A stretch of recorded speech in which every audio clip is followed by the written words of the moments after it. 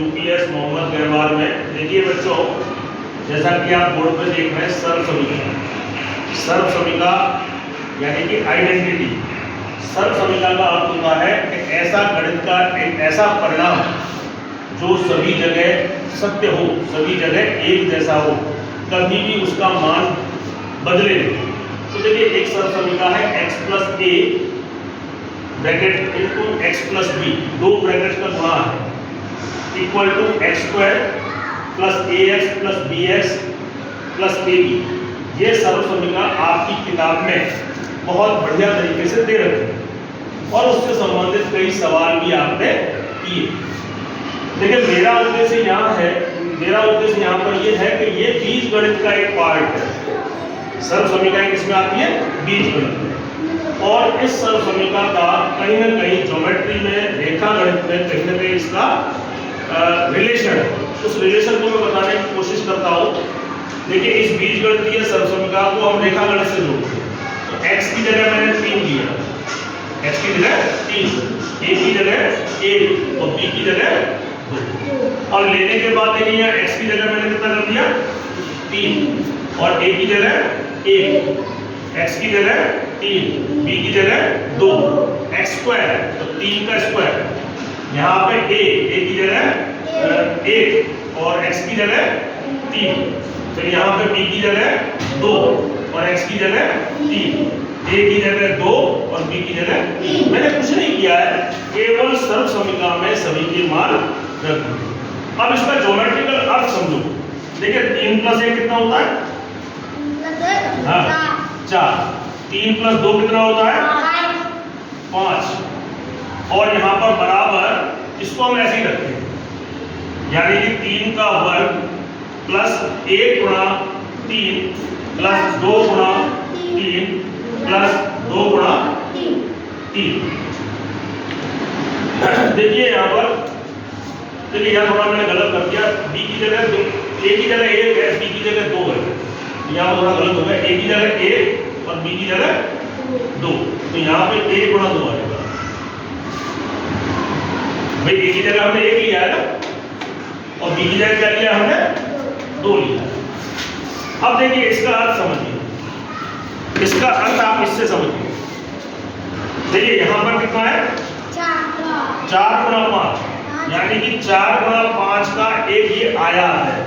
4 गुणा 5 लंबाई चौड़ाई का एक ज्योमेट्री का आयात है। देखिए 1 2 3 4 5, ये तो 5 है और ये कितना है? 4। 1 2 3 4, यानी कि 4 गुणा 5 का एक आयात। ये चीज जो है आपकी बोर्ड पे 4 गुणा 5 लिखी हुई है, उसका ज्योमेट्री में ये होता है। आगे देखिए, इसकी फेस देखना है, इसकी मोटाई को आप अभी इग्नोर करना है। मोटाई ऐसा मान के चलना है कि मोटाई नहीं है। तो ये 1 2 3 4 5, 1 2 3 4, ये हो गया। अब मैं इसे अगर जोड़ता हूं तो इस तरीके से टूटेगा। ये देखिए, ये कितना है? लंबाई कितनी है? 1 2 और इधर देखिए 1 2 और ये 1, यानी कि ये वाला टूट गया।